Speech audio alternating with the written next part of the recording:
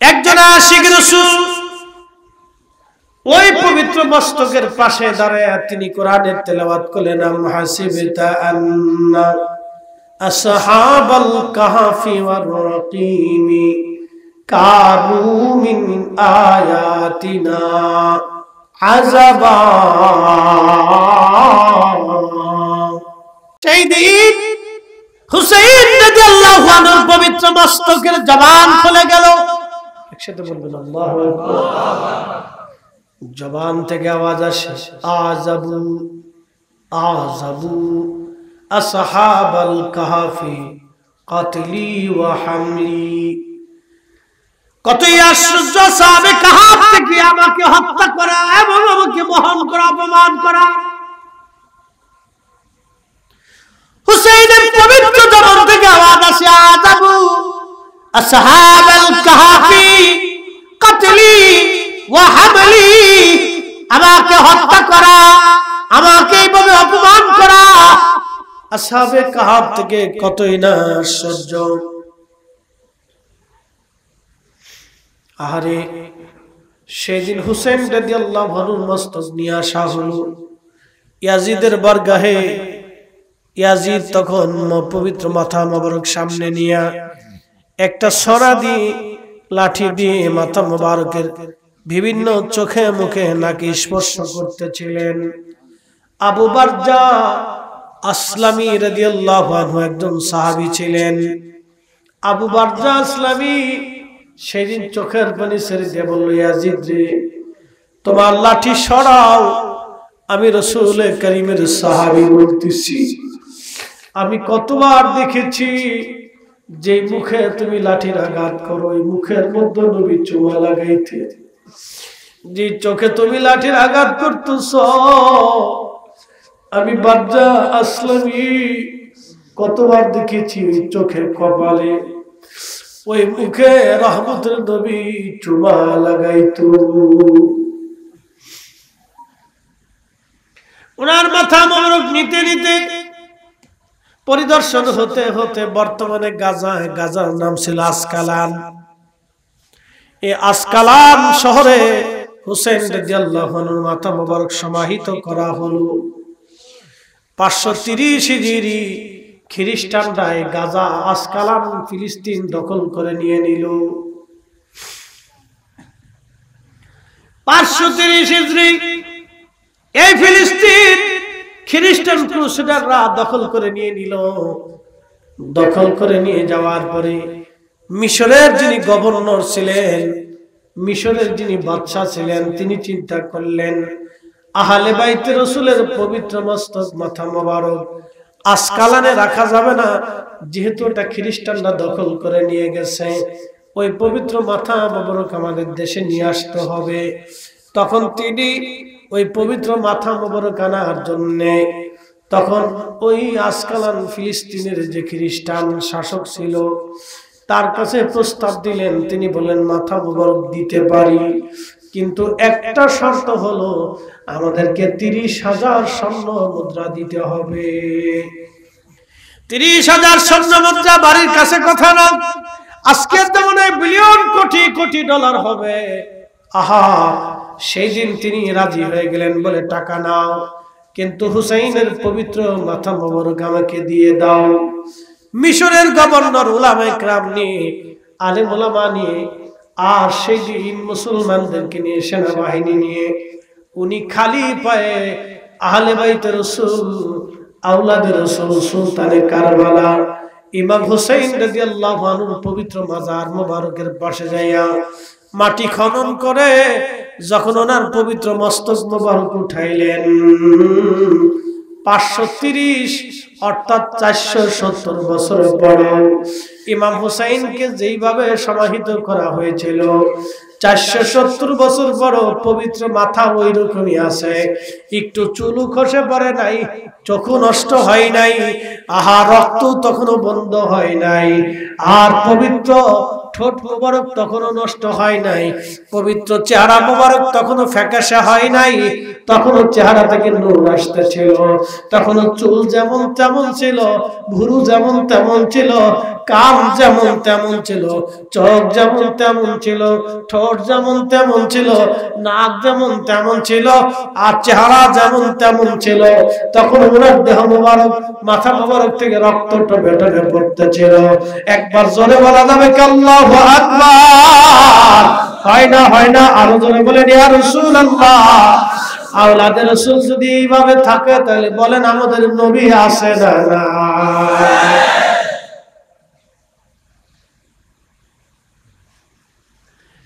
সেই পবিত্র মাথা মোবারক মিশরের বাচ্চা খুব সম্মানের সাথে আলে সম্মানদাতা দিক বর্তমান মিশর আল আজহার বিশ্ববিদ্যালয়ের সামনে পাশে তাকে সমাহিত করা হলো।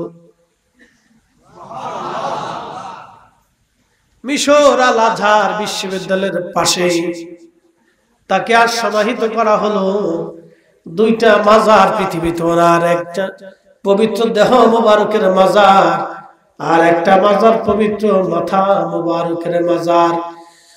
দুই জায়গায় কোটি কোটি মুসলমান জিয়ারতে যায়। তাহলে বলেন হুসাইনের পরাজয় হয়েছে না ইয়াজিদের? হুসাইন পরাজিত হয় নাই।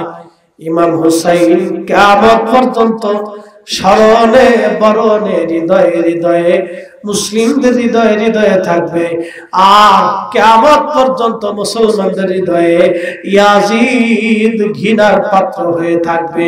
কথা বলেন ঠিক কি না? তার অর্থ আওলাদের রাসূল তিনি শিখিয়ে গেছেন আমার নানার উম্মত, তোমরা বাতিল বেদিন মিথ্যার কাছে কখনো তোমরা মাথা নত করবে না। রাঙ্গুনিয়ার সুন্নি মুসলমান আজকে আমরা ভুলে যাব এখান থেকে, আমরা কোনদিন আহলে সুন্নাতুল জামাতের ব্যানারে আমরা কোনদিন মিথ্যার কাছে মাথা নত করব না। কথা বলেন ঠিক না বেটে? কোরআন বলেন ওয়ালা তাকুলু লিমান ইয়াকতালু ফি সাবিলিল্লাহি আমওয়াত, যারা আল্লাহর পথে জীবন দেয় নবী গো তাদেরকে মরা বলতে বলবেন না। উম্মতকে শিখিয়ে দেন যারা আল্লাহর পথে জীবন দেয় তারা মরে না। বাল্লাহিয়া ইনদা রাব্বিহিম বালাহিয়া ওয়ালাকিন লা তাশউরুন, বরং তারা জিন্দা জিন্দা জিন্দা, তোমরা সেটা অনুধাবন করো না, বুঝতে পারো না। বালাহিয়া তোর জিন্দা, আমার রাসূল জিন্দা না মুর্দা? জিন্দা। কথা কর না কেন? আসেনি কোরআনের এই ফয়সালা যে বালাহিয়া তারা জিন্দা। একসাথে বলেন তারা কি? জিন্দা। জোরে বলেন তারা কি? জিন্দা। আমার ফয়সালা না আল্লাহ? বালাহিয়া তারা জিন্দা। তা আমার রাসূল কি? কথা কর না, রাসূল কি? কোরআন ফয়সালা দিচ্ছে, আমাদের আর ফয়সালার দরকার নেই। বালাহিয়া তারা জিন্দা। এই যে তারা জিন্দা 1450 বছর আগে কোরআন বলল, 470 বছর পরে সেটা বাস্তবে প্রমাণ হলো ইমাম হোসেনকে দিয়ে। 470 বছর পরে মাটির ভিতরে ফিলিস্তিনের আসকালানে, বর্তমানে গাজাতে ইমাম হোসেন রাদিয়াল্লাহু আনহু সেম ওই মাথা মোবারক, চেহারা মোবারক, চুল মোবারক এরকমই পাওয়া গেল। একটু আস্তে হয়ে গেল না? সুবহানাল্লাহ। পৃথিবীতে এরকম আছে সহজে পাবেন? পাবেন না। এখনো মিশরের আল আজহার বিশ্ববিদ্যালয়ের পাশে তাকে সমাহিত করা হয়েছে। কোটি কোটি মুসলমান তার জিয়ারত করতে যায় সারা পৃথিবী থেকে। কারবালাতে যায়, মিশরে যায়, শুধু একটু ফুয়ুজুত হাসিলের জন্য। শুধু ফুয়ুজুত। যারা বলে মাযহাব নাই, মাযহাব করা হারাম, তাদের এখান থেকে শেখা উচিত। আরে পৃথিবীতে ইমাম বুখারীর মাজার আছে, ইমাম তিরমিজির আছে, ইমাম আহমদের আছে, ইমাম আবু হানিফার আছে, হযরত গাউসে পাকের আছে, মুজাদ্দিদ আল ফাসারির আছে, খাজা বাহাউদ্দিন নকশবন্দি বুখারীর আছে, ইমাম হুসাইনের আছে, হযরত আলীর আছে। একসাথে বলবেন আল্লাহু আকবার।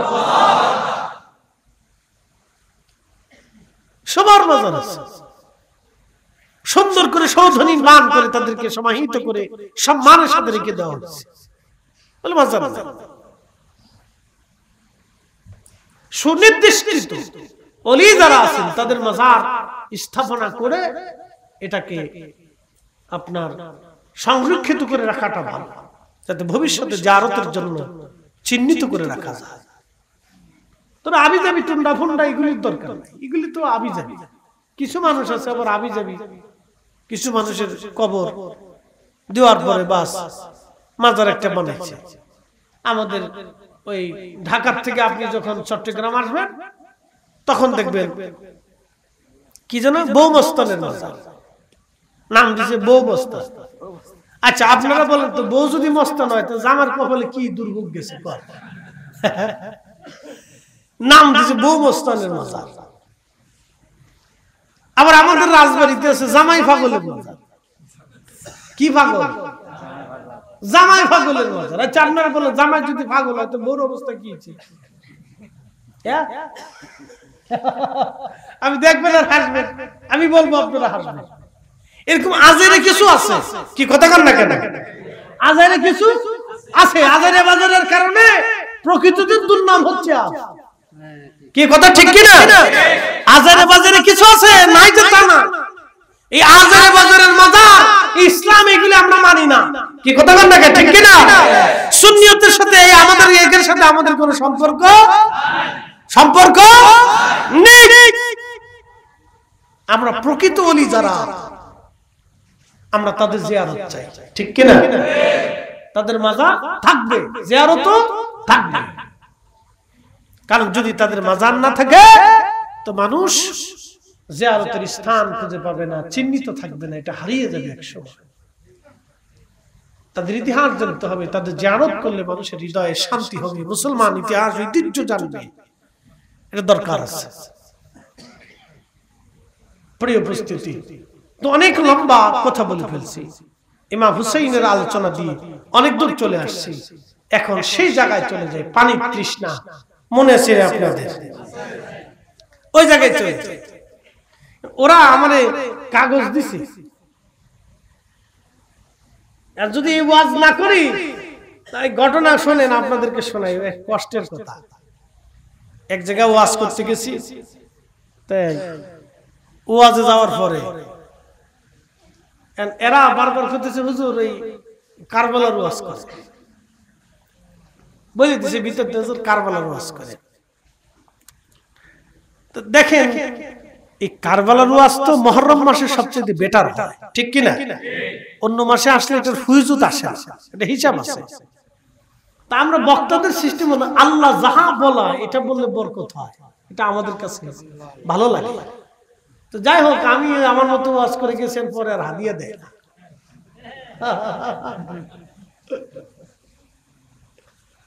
পরে আর হাদিয়া দেয় না।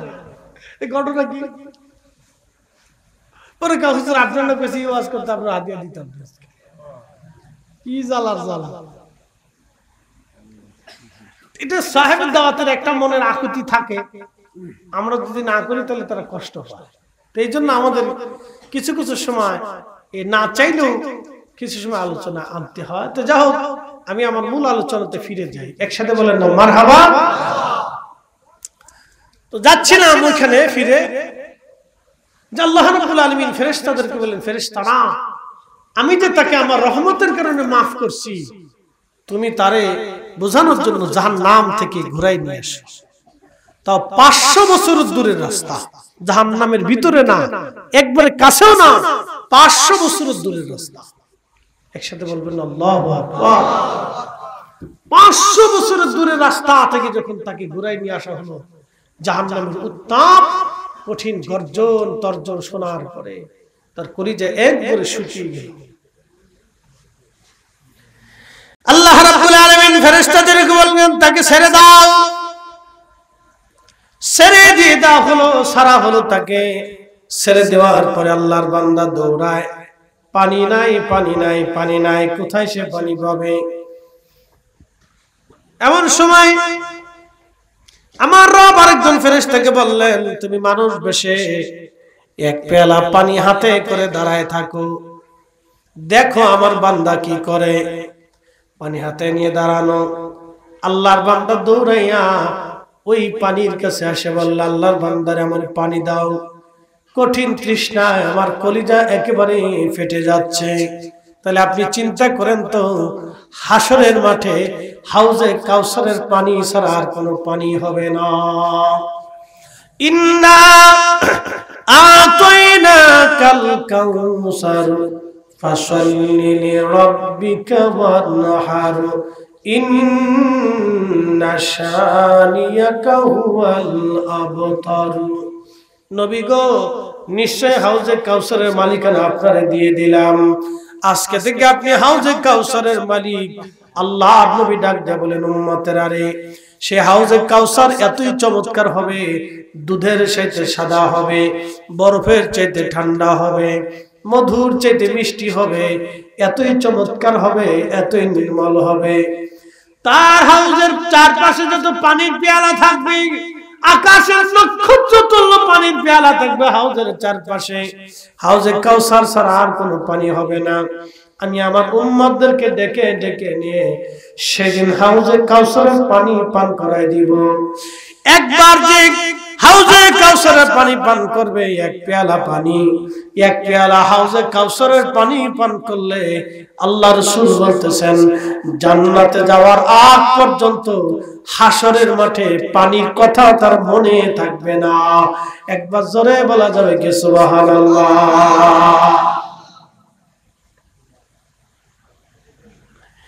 এখন এই হাউজে কাউসারের পানি কারা পাবে না?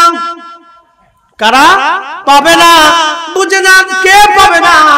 এই হাউজে কাউসারের পানি সহিহ বুখারীতে আসছে, আল্লাহর নবী রাসূল করিম সাল্লাল্লাহু আলাইহি ওয়াসাল্লাম বললেন, হাসরের মাঠে আমি হাউজে দাঁড়ায় থাকবো, কাউসারে দাঁড়িয়ে থাকবো, এমন সময় উম্মতদেরকে পানি পান করাবো। একদল উম্মত দৌড়ায় দৌড়ায় আসতে থাকবে, মাঝখানে ফেরেশতারা পর্দা টানায় দিবে। তখন আমি বলবো, আমার উম্মত, আমার উম্মত। ফেরেশতারা, এরা আমার উম্মত। আল্লাহর ফেরেশতারা বলবে, ইয়া রাসূলুল্লাহ, ইয়া হাবিবাল্লাহ, তারা আপনার উম্মত বটে, কিন্তু হুজুর আপনি জানেন না, আপনার ইন্তেকালের পরে তারা নতুন নতুন মতবাদ চালু করেছিল, নতুন নতুন বানানো আকীদা তারা চালু করেছিল। আমার দিকে তাকান, আহলে সুন্নাত ওয়াল জামাতের বিপরীত কথা কোন না কেন? আহলে সুন্নাত ওয়াল জামাতের, জোরে বলেন, আহলে সুন্নাত ওয়াল জামাতের বিপরীত। মা আনা আলাইহি ওয়া সাহাবী, আমি এবং আমার সাহাবায়ে کرام যেই মতে, যেই পথে, যে আকীদা, এই আকীদার বিপরীত। আল্লাহর নবী বললেন, সেই দিন আমি বলবো আমার উম্মত, ফেরেশতারা বলবে, ইয়া রাসূলুল্লাহ আপনি জানেন না, আপনার ইন্তেকালের পরে এরা নতুন নতুন মতবাদ চালু করে দিয়েছিল হুজুর, নতুন নতুন মতবাদ তারা চালু করেছিল, নতুন নতুন আকীদা, এরা বেদাতি নতুন মতবাদ তারা চালু করেছিল। ইয়া রাসূলুল্লাহ, আল্লাহর নবী তখন বলবেন, সুকান সুকান, দূর হ দূর হ, লিমান গায়রা বাদি, আমার ইন্তেকালের পরে তোরা নতুন নতুন মতবাদ চালু করছিলে, আজকে হাউজে কাউসারের পানি পাবা না, তোমরা দূর হও দূর হও দূর হও। খারজি, রাফিজি, শিয়া, মুতাজিলা, জাবারিয়া, এরকম যতগুলি বাজে বাজে ফেরকা পৃথিবীতে আসছে, আহলে সুন্নাত ওয়াল জামাত ব্যতীত আরো বাকি ৭১-৭২ ফেরকা, যত ৭২ ফেরকা আসছে সব ফেরকা বেদাতি বাতিল, একমাত্র আহলে সুন্নাত ওয়াল জামাতই হক। একবার জোরে বলবেন কি মারহাবা। তাহলে হাউজে কাউসারের পানি কারা পাবে? যারা আকাইদে আহলে সুন্নাত ওয়াল জামাতের দামানকে, পতাকাকে মজবুত করে কামড় দিয়ে চেপে ধরে রাখবে। আল্লাহ রাসূল বলতেছেন, তারা হাউজে কাউসারের পানি আমি নবীজি তাদেরকে ডেকে ডেকে পিলাই দেব। আস্তে হয়ে গেল না? এই পানি একবার পান করলে কিয়ামতের মাঠে এই পানি ছাড়া আর কোনো পানি নাই। সেই দিন এই পানি ছাড়া আর কোনো পানি নাই। আল্লাহ নবী বলতেছেন এক পেয়ালা পানি পান করলে বেহেশতে যাওয়ার আগ পর্যন্ত পানির কথার মনেই থাকবে না, পানির কোনো কথা মনেই থাকবে না। হাউজে কাউসার। তো ফেরেশতা পানির পেয়ালা নিয়ে দাঁড়ায়, বলে পানি দাও, বলে পানি দিতে পারি, বিনিময় দিতে হবে। বলে বিনিময় কোথায় পাবো? বলে বিনিময় ছাড়া আমি পানি কিভাবে দেব? বলতেছে আমার কাছে তো কোনো বিনিময় নাই, আমি তো আজ একবার অর্থ শূন্য আল্লাহর দরবারে চলে আসছি। বলে তোমার যে 500 বছরের আমল আছে, নেকি আছে, ওটা দিয়ে দাও। কত বছরের নেকি? 500 বছরের নেকি আছে, ওই নেকি তুমি আমারে দিয়ে দাও। তখন ওই আল্লাহর বান্দা ডাক দিবে, আল্লাহর বান্দারে 500 বছরের নেকি তোমারে দিলাম, পানির পেয়ালা তুমি আমারে দিয়ে দাও। পানির পেয়ালা নিয়ে আল্লাহর বান্দা পানি পান করে কলিজা ঠান্ডা করবে। তখনই আল্লাহ ডাক দিবে, বান্দা, কিরে বান্দা, এক পেয়ালা পানির বিনিময়ে 500 বছরের নেকি তুমি বিক্রি করে দিলাম। আমি যে বলছিলাম আমার রহমতের কারণে তোমার মাফ করছি, তুমি এক পেয়ালা পানির জন্য 500 বছরের নেকি বিক্রি করে দিলা। বান্দা, আজকে দুনিয়াতে তোমারে 500 বছর ধরে কত ফল খাওয়াইলাম, খাবার খাওয়াইলাম, রিজিক খাওয়াইলাম, সূর্যের আলো দিলাম, পৃথিবীর আলো দিলাম, চাঁদের আলো দিলাম, আবহাওয়া দিলাম, গরম দিলাম, ঠান্ডা দিলাম, পানি দিলাম, মাছ খাওয়াইলাম, ফল খাওয়াইলাম, রিজিক খাওয়াইলাম। বান্দারে, 500 বছর ধরে তোমার যত রিজিক খাওয়াইছি, কোন রিজিকের হিসাব আজকে নিব না। তুমি 500 বছর ধরে আমি তোমারে পানি পান করাইলাম, আজকে দুনিয়ায় এক পেয়ালা পানির হিসাব দিয়ে আজকে জান্নাতে চলে যাও। এক পেয়ালা পানির হিসাব দাও। তোমারে কত পানি খাওয়াইছি 500 বছরের, এত বছরের হিসাব লাগবে না, শুধু এক পেয়ালা পানির হিসাব দিয়ে তুমি জান্নাতে চলে যাও। বান্দা সিজদায় পড়ে তখন কাঁদতেছিল, ইয়া রাব্বি, আপনি আমারে মাফ করে দেন, বুঝছি আমল নেকি দিয়ে জান্নাতে যাওয়ার কোনো রাস্তা নাই। আল্লাহ, আপনার রহমত ছাড়া সম্ভব না। মালিক, আপনার রহমতের কারণে আল্লাহ আপনি আমারে মাফ করে দিয়েছেন। আমরাও চাই আল্লাহ তার প্যারা নবী রহমতের নবীর খাতিরে আল্লাহ আমরাও যেন মাফ করে দেয়। তাহলে আজকের মিলাদুন নবীর মাহফিল ওই রহমতের নবীর কারণে সাজানো হয়েছে। কি কথা কন না কেন, ঠিক কিনা? ও রহমতের নবীর কারণে মাহফিল আজকে সাজানো হয়েছে।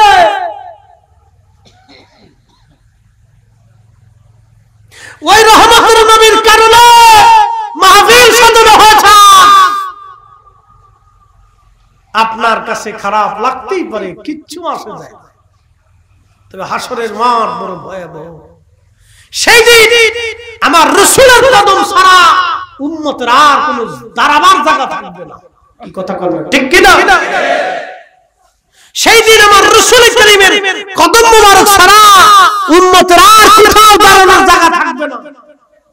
আপনাকে এগুলো বুঝে যেতে হবে। সেই দিন আমার নবীর কদম মোবারক ছাড়া উম্মতের আর দাঁড়ানোর কোনো জায়গা নেই। তাহলে আপনি বলেন, এই মাহফিল দরকার আছে? আমি আসতে বলছি, আপনি কি আসতে বলবেন? একসাথে বলেন, মাহফিল প্রয়োজন আছে। জীবনের শেষটুকু দিয়ে হলো এই মাহফিল রক্ষা করতেই হবে, রাসূলের ইশকের বাহ্যিক প্রমাণ দিতেই হবে। কথা বলেন, ঠিক না? আল্লাহ কবুল করুক, বলেন আমিন। আমার মা বোনেরা যারা আমার কথা শুনছেন, খুব মনোযোগের সাথে শুনবেন। আল্লাহর রহমতের আশা করতে হবে। কার রহমত?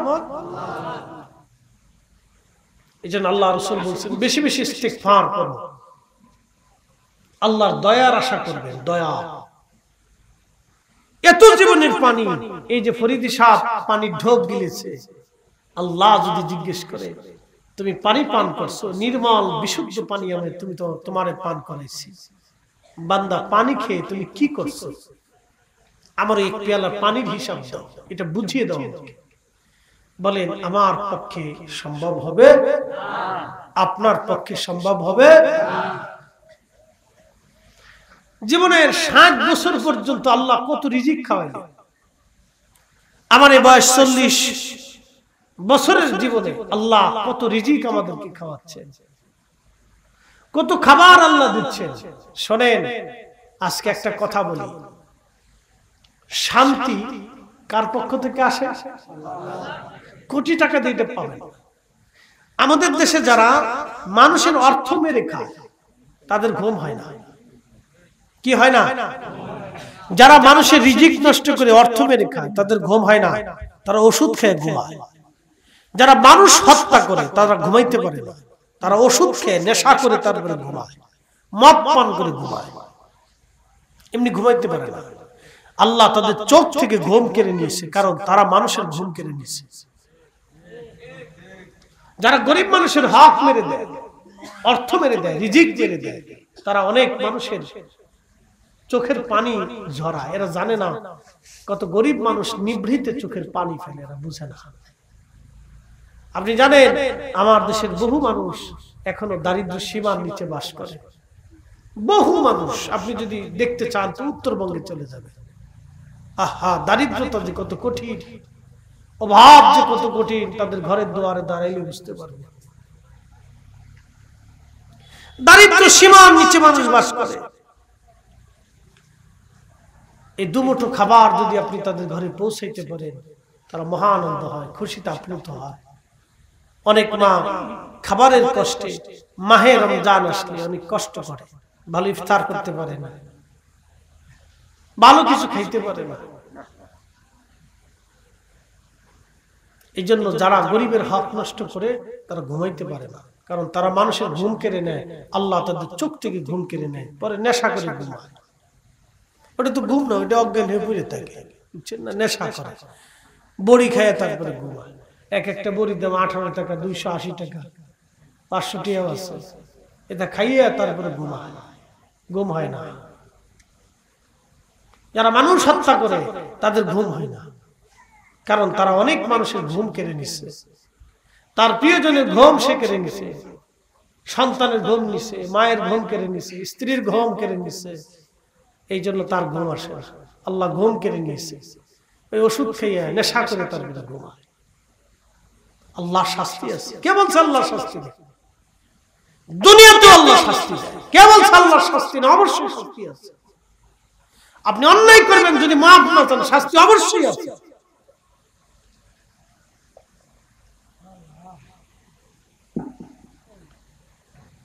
এই জন্য দুনিয়ার থেকে আল্লাহ আমাদেরকে যে হালত দিচ্ছে এটা শুকরিয়া আদায় করতে হবে। যতটুকু পরিমাণ অর্থ রিজিক দিচ্ছে শুকরিয়া আদায় করবেন। যা আল্লাহর সামনে পাবেন খাবেন আলহামদুলিল্লাহ বলে সন্তুষ্ট চিত্তে খাবেন, মনের আনন্দ নিয়ে খাবেন, যে আল্লাহ তুমি আমার এই খাবারটা দিছো, আমার চেয়ে তো কত মানুষকে তো আল্লাহ তুমি না খাইও রাখছো। কি কথা ঠিক কিনা? তুমি আমারে দিছো, শুকরিয়ার সাথে খেয়ে ফেলবেন। খাবারে খুদ ধরবেন না। অন্য কেউ খাবার দিলে তার প্রশংসা করবেন, তার খাবারে খুদ ধরবেন না। অনেক সময় দেখা যায় বিয়েতে বা অনুষ্ঠানে দাওয়াত দিলে খাবার কমতি পড়লে অনেকে বেজার হয়, ঠিক আছে না? তো খাবার দিতে পারবি না, দাওয়াত দিছিস কেন? বেজার হয়ে যায়, রাগারাগি করে, ছাটাফাটা করে। বাংলাদেশ এমন এক আজগুবি দেশ, বিয়ের খাবার নিয়ে মারামারি করে মার্ডার হয়। হ্যাঁ, ব্রাহ্মণবাড়িয়া থেকে কয়েক মাস আগে হয়েছে, আর জামালপুরে হয়েছে। আমি মনে করি বিয়ের বাড়িতে খাবার নিয়ে যারা মারামারি করে মার্ডার করে, ওদের খাওয়ানো চাইতে কুত্তা খাওয়ানো ভালো। কি ঠিক আসতে বলেন? জোরে বলে, ওরে খাওয়ানো চাইতে কি খাওয়ানো ভালো? কুত্তা খাওয়ান। ও মানুষ না, খাবার নিয়ে মারামারি করে কুত্তা। খাবার নিয়ে মারামারি করে কিসে? কুত্তা। মানুষ খাবার নিয়ে মারামারি করতে পারে না। খাবার একটু কম হলো, একটু কম পদ হলো মন খারাপ করতে, শুকরিয়া করতে, আল্লাহ তুমি দিছো আলহামদুলিল্লাহ। সাহেবে দাওয়াত ইচ্ছা অনুযায়ী চেষ্টা করছে ভালো খাবার খাওয়ানোর জন্য, সে যতটুকু পারছে আলহামদুলিল্লাহ। কি কথা ঠিক কিনা? এই মানসিকতা আমাদের তৈরি করতে হবে। শুকরিয়া ভাই, আলহামদুলিল্লাহ, কোনো ঝামেলা নাই। আল্লাহ আমাদের প্রত্যেকের তৌফিক দান করুন, বলেন আমিন। তাহলে কার রহমত? আল্লাহর রহমত। জোরে বলেন কার রহমত? আল্লাহর রহমত। আল্লাহ কোরআনের আয়াতে বলেছেন, قل يا عبادي الذين اسرفوا على أنفسهم لا تقنطوا من رحمة الله। হাবিব বলে দেন, হে আমার বান্দারা, জীবনে নফসের সাথে যত জুলুম করেছো, অন্যায় করে ফেলছো, চিন্তার কোনো কারণ নাই, ভয়ের কোনো কারণ নাই। আমি আল্লাহ রহমত থেকে তুমি নিরাশ হইও না। জোরে বলবেন কি মারহাবা। তুমি রহমান, তুমি মেহেরবান, তুমি রহমান, তুমি মেহেরবান।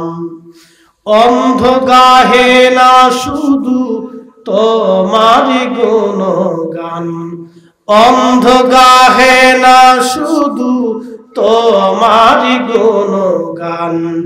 বুঝে বুঝে না তবু শান, তুমি রহমান, তুমি মেহেরবান। শয়তান আল্লাহর দরবারে বলল, রব ওয়াশেষ।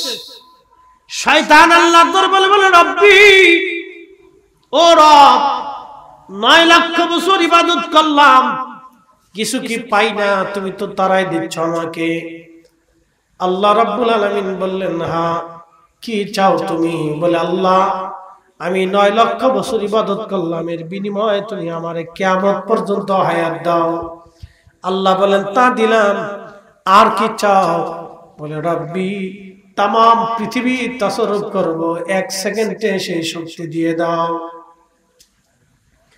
আল্লাহ বলেন, তাও দিলাম, আর কি করবি, কি চাস? বলে, রব্বি, তোমার বান্দার রক্তের শিরা দিয়ে ঢুকে, আমার দিকে তাকায়, শয়তান রক্তের শিরা দিয়ে ঢুকে কালবের মধ্যে বসে বসে ধোঁকা দিবে। ইয়া রাব্বি, আপনি আমাকে সেই ক্ষমতা দেন। আল্লাহ বলেন, তাও দিলাম, কি করবি? বলে, আল্লাহ, তোর ইজ্জত জালালের কসম করে বলতেছি, আমি শয়তান ধোঁকা দিয়ে আদম সন্তানকে জান্নাতে ঢুকতে দিব না।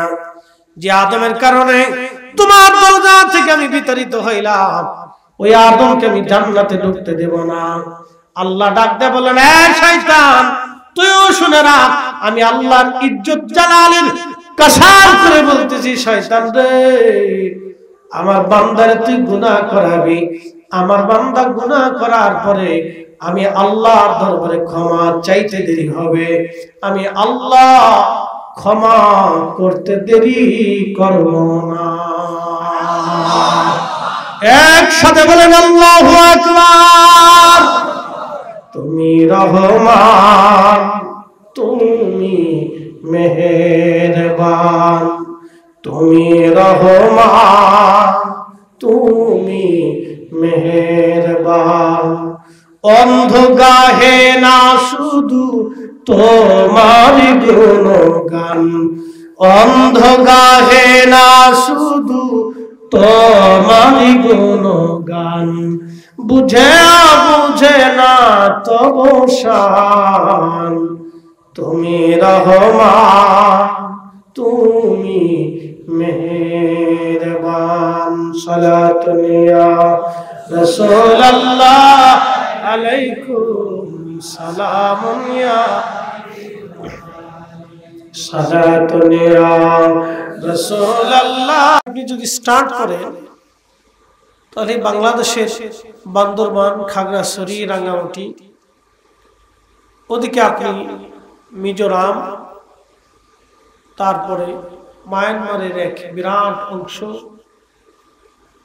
এরপরে ভারতের অনেকগুলি প্রদেশ পাহাড়ি অঞ্চল,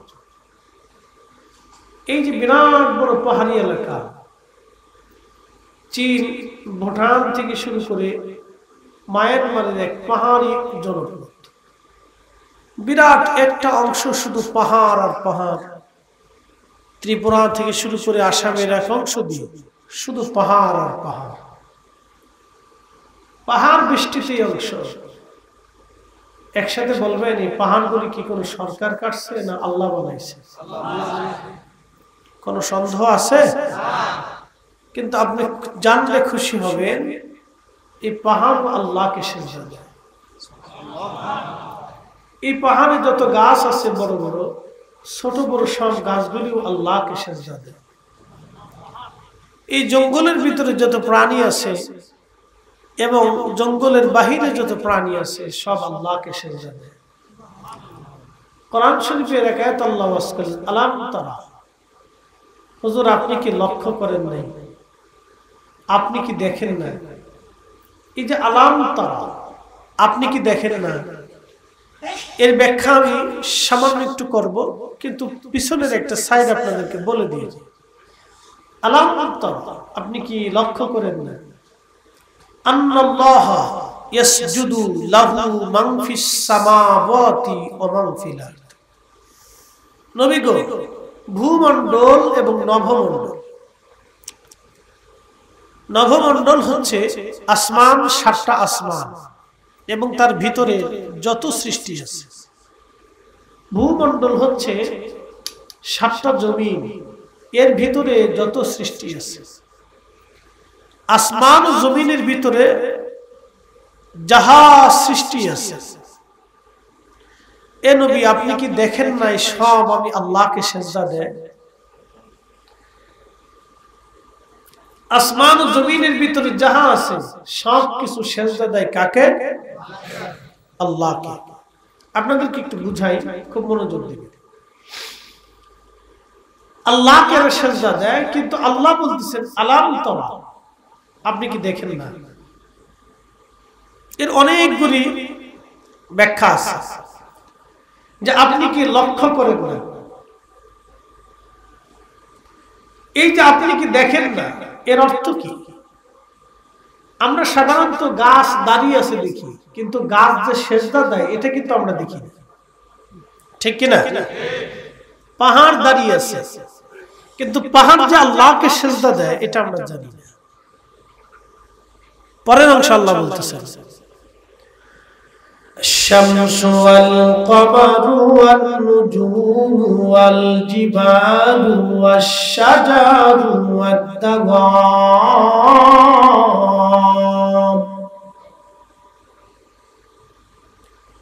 সূর্য আমি আল্লাহকে সিজদা দেই, নক্ষত্র আমি আল্লাহকে সিজদা দেই, চাঁদ আমি আল্লাহকে সিজদা দেই, পাহাড় আমি আল্লাহকে সিজদা দেই, গাছ আমি আল্লাহকে সিজদা দেই। এই সৃষ্টির ভিতরে যত প্রাণী আছে সব আমি আল্লাহকে সিজদা দেই। ওয়া কাসীরুম মিনান নাস, কিছু মানুষ আমি আল্লাহকে সিজদা দেই। একসাথে বলা যাবে সুবহানাল্লাহ। অ্যাটেনশন, আপনারা ওয়াজ শুনতে আসছেন, আপনারা আলোচনা শুনতে আসছেন, আমি কি বলি এটা শোনার জন্য বিরাট বড় আয়োজন যে আল্লাহ রাসূলকে খুশি করবেন, মিলাদুন নবীর মাহফিল দিচ্ছেন। মূলত আমাদের উদ্দেশ্য হচ্ছে আল্লাহ এবং তার রাসূলকে খুশি করা। কথা ঠিক কিনা? আমার দিকে তাকাবেন, প্রিয়তমা, আপনি যাকে খুব ভালোবাসেন, খুব যাকে ভালোবাসেন, যে বন্ধু যদি আপনার বাড়িতে আসে বা কোথাও সাক্ষাতে মিলিত হয়, তখন দুইজন খুব আনন্দে আপ্লুত হয়। তো আনন্দিত হয়ে একজন আর একজনকে গিফট, ভালোবাসা, বাহ্যিক বিনিময় সেটা প্রদান করে। একসাথে খাইতে বসে সবাই বিল দিতে চায়, কিন্তু দোকানদার বিল নিবে একজনের কাছ থেকে, বিল কিন্তু দুজনই দিতে চায়। এই যে ভালোবাসা, এই ভালোবাসার একটা বাহ্যিক রূপ। আপনারা আল্লাহ রাসূলকে ভালোবাসেন, সেই ভালোবাসার বাহ্যিক রূপটা হচ্ছে এই মাহফিল দিয়ে মানুষকে রাসূলের শান মান শোনানোটা, বুঝানোটা, এটা ভালোবাসার এক বাহ্যিক রূপ। একসাথে বলা যাবে না সুবহানাল্লাহ? আচ্ছা বলেন, একজন পুরুষ বিবাহ করে তার স্ত্রীকে নিয়ে আসে, নিয়ে আসার পরে সে তার বাড়িটাকে সাজায়। কেন সাজায়? যে সে যাকে আনতেছে সে তার এক জীবনের চিরদিনের সঙ্গী। অ্যাটেনশন, খুব মনোযোগ দিয়ে এই কথাটা আমাদের সবাইকে বুঝতে হবে।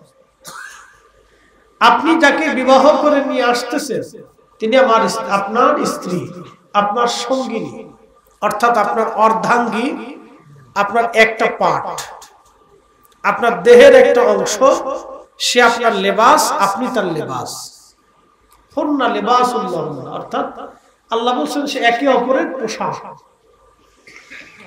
আপনি আপনার স্ত্রীকে বিবাহ করে নিয়ে আসতেছেন আপনার বাড়িতে, বাড়ি সাজান, ঘর সাজান, সবকিছু সাজানো গুছানো। কারণ কি? যে আপনার প্রিয়তমা, যাকে আপনি আপনার সঙ্গী করে সারা জীবনের একটা সংসার বাঁধবেন, সে প্রথম আসতেছে। এই প্রথম আনাতে আপনি তার জন্য অনেক আয়োজন করছেন, সাজাইছেন। এটা ভালোবাসার একটা বাহ্যিক রূপ। একসাথে বলবেন না মারহাবা? এটা ভালোবাসার কি একটা বাহ্যিক রূপ। আপনি নবীকে ভালোবাসেন, এই যে সুন্দর করে সাজিয়েছেন, সবাইকে দাওয়াত করেছেন ওই নবীর শান শোনার জন্য। এটা ভালোবাসার এক বাহ্যিক রূপ। একসাথে বলা যাবে না মারহাবা? এখন কারো দৃষ্টিতে বেদাত হতে পারে, কারো দৃষ্টিতে কি? কথা বলেন না, কারো দৃষ্টিতে বেদাত হতে পারে, হতে পারে তার দৃষ্টিতে বেদাত। সবাই সবার দৃষ্টিতে সবকিছু ভালো লাগবে তা কিন্তু না। আচ্ছা, আপনারা কি শুয়োরের গোশত খান? একসাথে বলেন খান। যদি 1 লক্ষ টাকা দিয়ে বলা হয় শুয়োরের গোশত খাইলে 1 লক্ষ দিব, তা খাবেন? কারণ কি? জোরে বলেন। কে হারাম করছে? কেন হারাম করছে বলে দিয়ে যায়। কিন্তু আমাদের ভিতরে মানব গোষ্ঠীর এক গোষ্ঠী তারা শুয়োরের গোশত খায়। কথা ঠিক কিনা? খায় না? খায়। এটা তার কাছে রুচি, ভালো লাগছে, সে খাচ্ছে। কিন্তু আল্লাহ আমাদের জন্য এটাকে হারাম করছেন, নিষিদ্ধ করছেন। কেন? এই বছর হজে গিয়েছিলাম আমি, আমার সাথে মাওলানা মাইনুদ্দিন আহমদ জালালাবাদী সাহেব ছিলেন, মাওলানা মনসুর আহমদ হেলালি, এবং মাওলানা সিলেটের এক ভাই মাওলানা গাজনবী ভাই ছিলেন, আরো কয়েকজন আলেম ছিল। হজ শেষ করার পরে মদিনাতে গেলাম। মদিনা থেকে বিদায় হব, মাত্র 2 দিন সময় আছে আর হাতে। মুনাজ্জিমকে বললাম, ভাইজান আমারে নিয়ে চলেন উহুদে, যেখানে আল্লাহর নবী বিশ্রাম করেছিল। বাস্তবতা থেকে বলতেছি, চিন্তা করলাম আগে তো আমরা করতে আসছি, মদিনাতে গেলাম যখন তখন উহুদে গেছি, দিনের ভাগে গেলাম, রাত্রি তো কখনো যাই নাই। রাঙ্গুনিয়ার মুসলমান, আমি একবারে বাস্তব থেকে বলতেছি, আমরা কয়েকজন আলেম, সাথে একজন জেনারেল মানুষ ছিলেন, আমার এক পীর ভাই ছিলেন সাথে, সবাই মিলে গেলাম উহুদে। উহুদে দেখবেন পাহাড়ের পাশে একটা ফাঁকা জায়গা, এই ফাঁকা জায়গাটায় আল্লাহর নবী আহত অবস্থায় বিশ্রাম নিয়েছিলেন। যেই স্থানে নবীজিকে আঘাত করে দন্ত মোবারক শহীদ করা হয়েছিল, মাথা মোবারক কেটে ফেলা হয়েছিল, ওই জায়গা আল্লাহর নবী যোহর আর আসরের নামাজ আদায় করার পরে, আসরের নামাজের পরে কাফেররা আক্রমণ করছিল ওই জায়গায়। ওইখানে এখন একটা ছোট্ট মসজিদ করে রাখা হয়েছে, যেখানে নবী নামাজ পড়েছিলেন যোহর আর আসর উহুদের যুদ্ধের দিন। ওই জায়গায় একটা ছোট্ট মসজিদ আছে। ওখান থেকে ওই ফাঁকা জায়গা পাহাড়ের একবারে কাছে 10 মিনিট 15 মিনিট সময় লাগবে। আল্লাহর নবী এখানে আহত হওয়ার পরে সাহাবীরা এবং ফেরেশতারা নবীজিকে ধরে নিয়ে ওই পাহাড়ের মাঝখানে ফাঁকা জায়গায় নিয়ে বিশ্রামে রাখলেন। আমি আমার যিনি হজের গাইড মুনাজ্জিমকে বললাম ভাইজান রাত্রি বেলা যাব, তিনি বললেন চলেন রাত্রি যাই। এই বছরে ওই তার কাটা সহ ঘিরে রাখা ছিল, তার কাটাগুলি কেটে ফেলা দেওয়া হয়েছে। চিন্তা করলাম সুবর্ণ সুযোগ, রাত্রিবেলা পুলিশ থাকে না, আমরা গোপনে যাব। গোপনে আমরা ৫-৬ জন আলেম ওলামা সহ গেলাম। আল্লাহর কসম করে বলতেছি ভাইজান, যখন রাত্রিবেলা পাথর বেয়ে বেয়ে উপরে উঠতে লাগলাম, যেখানে আল্লাহর নবী বিশ্রাম করেছেন উহুদের যুদ্ধের দিনে, সেই পাথরের ফাঁকা জায়গা সিমেন্ট দিয়ে ওরা ঘিরে ফেলেছে। মাঝখানের জানালার মতো একটু জায়গা কেটে রেখে দিয়েছে, বাকিটা সিমেন্ট দিয়ে ঘিরে রাখা, যাতে ভিতরে কেউ যেতে না পারে। আমরা ওইখানে যাওয়ার সঙ্গে সঙ্গে বাতাস থেকে সুঘ্রাণ আসতে লাগলো। একবার জোরে বলা যাবে আল্লাহু আকবার। আমি আমার চোখ, আমি আমার নাক এবং আমার সাথে যারা ছিলেন তারা কেউ তাদের নাককে ফাঁকি দিতে পারে না। আমরা আশ্চর্য হলাম। ওই জায়গায় আমরা বিছানা বিছাইলাম, আমাদের চাদর পাগড়ি গুলি বিছাই দিলাম। বিছাই দিয়া এশার নামাজ আমরা আদায় করলাম।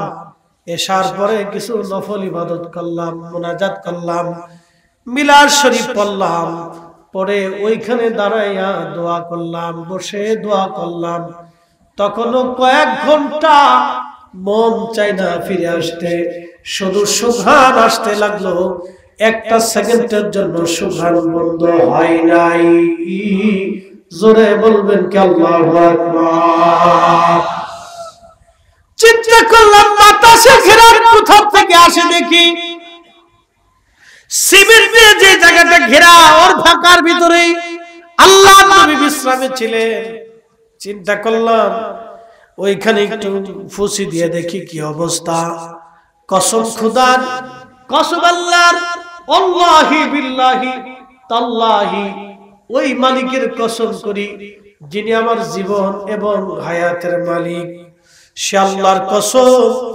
ওইখান ফাঁকা জায়গা দিয়ে যখন মাথা ঢুকাইলাম আমরা প্রত্যেকেই, এত সুঘ্রাণ আসতে লাগলো, পৃথিবীর কোন সুঘ্রাণে সেই সুঘ্রাণ আপনি পাবেন না।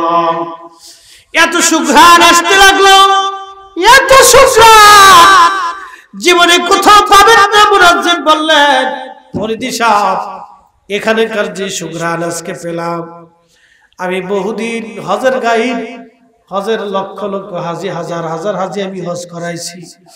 আজকে এখানে যে সুঘ্রাণ পাইলাম, একই সুঘ্রাণ আমি আর এক জায়গা থেকে পেয়েছি।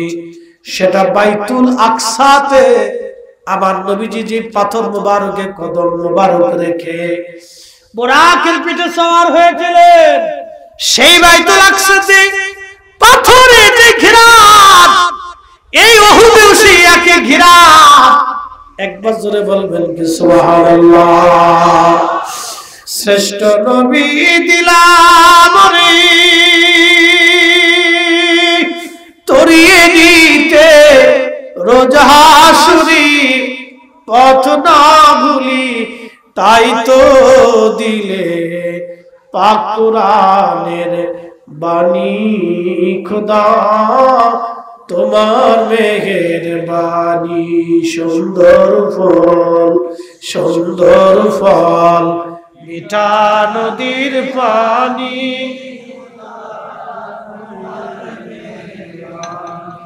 খোদা তোমার মেহেরবানি। সেই সুঘ্রাণ 1450 বছর পরে এখনো আসে। একসাথে বলবেন আল্লাহু আকবার। আমার বাস্তবতা থেকে বলতেছি, আমি দিনে গেছি কিন্তু সুঘ্রাণ পাইনি। ওই হজে আমি দিনেও গেছি, এবছর হজে আমি দিনেও গেছি। দিনে আমি আর একজন প্রিন্সিপাল সাহেব গেছিলাম, সিলেট বিশ্বনাথ আলিয়ার প্রিন্সিপাল মহোদয়, উনি আর আমি আরো কয়েকজন একসাথে দিনে গেছিলাম। প্রিন্সিপাল সাহেব আর আমরা একসাথে ফেসুগঞ্জ আলিয়ার ভাইস প্রিন্সিপাল আর বিশ্বনাথের প্রিন্সিপাল আমরা একসাথে ছিলাম হজে, এক রুমে সবসময় থাকছি। মদিনাতেও মক্কাতে একসাথে হজ করছি। তো প্রিন্সিপাল মহোদয় আমি একসাথে দুইজন গেছি, কিন্তু দিনে সুঘ্রাণ পাইনি। রাতে যখন গেছি তখনই সুঘ্রাণ আসছে। 1450 বছর পরেও সুঘ্রাণ আসে। আমার রাসূলের সুঘ্রাণ 1450 বছর পরেও আসে। একসাথে বলবেন আল্লাহু আকবার। যদি আমরা বুঝতাম। তো ওই বেদুইনের চিন্তা, যার শরীর মোবারক থেকে নবীজি জান্নাতের ঘ্রাণ নিতেন, তো তিনি শহীদ হয়েছেন যে মাটিতে, অবশ্যই সেই মাটির থেকে সুঘ্রাণ আসবে। তো সে কারবালা থেকে বিভিন্ন জায়গা থেকে সুঘ্রাণ নিচ্ছে মাটি, নিতে নিতে নিতে নিতে ইমাম হুসাইন রাদিয়াল্লাহু আনহুর পবিত্র বারগাহ মাজার মোবারক যেখানে আসছে, ওখান থেকে মাটি নেওয়ার সাথে সাথে দেখতেছে মাটির ভিতর থেকে আল্লাহর বেহেশতের ঘ্রাণ আসতেছে। সুবহানাল্লাহ। ইমাম ইবনে কাসির আল বিদায়াতে লিখছেন, সেই ঘ্রাণ তিনি পুরা রওজা শরীফ সুলতানে কারবালা হুসাইন রাদিয়াল্লাহু আনহুকে যেখানে সমাহিত করা হলো, পোড়া মাটি থেকে উনি সুঘ্রাণ নিলেন, সেখানে তিনি কবর চিহ্নিত করলেন। একটা কবর মুবারক, রওজা মুবারক হুসাইন রাদিয়াল্লাহু আনহুর এখনো আছে। মাথা নিয়ে গেল, মাথা মুবারক পুরা কেটে নিয়ে গেল। প্রথমে নিল কুফাতে, কুফার মসজিদের ভিতরে নিয়ে উবাইদুল্লাহ ইবনে জিয়াদ সে মিম্বরে বসা, হুসাইন রাদিয়াল্লাহু আনহুর পবিত্র মাথা মুবারক রাখছে তার সামনে পায়ের কাছে। আহা, সে মসজিদে বসে ভাষণ দিচ্ছে, হে মুসলমান, আমিরুল মুমিনিন ইয়াজিদের বিজয় আল্লাহ দিয়েছে, মিথ্যাবাদী হুসাইনের পরাজয় আল্লাহ দিয়েছে, নাউজুবিল্লাহি মিন যালিক। আহা, সেই দিন হাজার হাজার মুসলমান মসজিদে বসা ছিল, একটা মুসলমানও প্রতিবাদ করে নাই, সবাই চুপ ছিল। মসজিদের এক কোণায় একজন মুসলিম, তিনার নাম হযরত আব্দুল্লাহ ইবনে আফিফ রাদিয়াল্লাহু আনহু। তিনি অন্ধ ছিলেন, চোখে দেখতেন না। মসজিদের কোণায় দীর্ঘ সময় বসে বসে তিনি ইবাদতে কাটাইতেন। মসজিদের কোণাতে তিনি দাঁড়ায় গেলেন, ধমক দেয়া বলতেছে, এই মারজানার ছেলে, এই মারজানার সন্তান, আমি ইবনে আফিফ যদি আজ অন্ধ না হতাম, তোকে এই মসজিদের মধ্যে হত্যা করতাম। আমার রাসূলের আওলাদকে তুমি মিথ্যাবাদী বানিয়েছো, আর দুশমনের রাসূলকে আমিরুল মুমিনিন বানিয়েছো। সেই দিন হুসাইন রাদিয়াল্লাহু আনহুর পক্ষে কথা বলার জন্য এই আশিক রাসূলকে মসজিদ থেকে বের করে নিয়ে জবাই করা হয়েছে। তার মাথা কেটে কুফার গভর্নর হাউসের সামনে ঝুলিয়ে রাখা হয়েছিল দীর্ঘ 1 মাস পর্যন্ত। আহলে বাইত রাসূল, আওলাদ রাসূল, আল্লাহর হাবিবের পক্ষে যদি আপনি কথা বলেন, তো আপনাকে কষ্ট দেওয়া হবে। মেনে নিতে পারবেন তো? কথা বলেন না কেন? পারবেন? আপনি কষ্ট পাবেন, বেদাতের তবকা পাবেন, শিরকের তবকা নেবেন। সেদিন হুসাইনকেও বেদাতের তবকা দেওয়া হয়েছিল। বেদাতি তাকে বলা হয়েছিল যে সে রাষ্ট্রের বিরুদ্ধে কথা বলতেছে। শোনেন, জুলুমবাজের বিরুদ্ধে কথা বলা, অন্যায়ের বিরুদ্ধে কথা বলা, এটা হলো হুসাইনের চেতনা। কথা বলে ঠিক না বেঠিক? এটা হুসাইনের চেতনা। মিথ্যা অন্যায়ের বিরুদ্ধে বক্তব্য দেওয়া, মিথ্যা অন্যায়ের বিরুদ্ধে কথা বলা, এটা হুসাইনের চেতনা।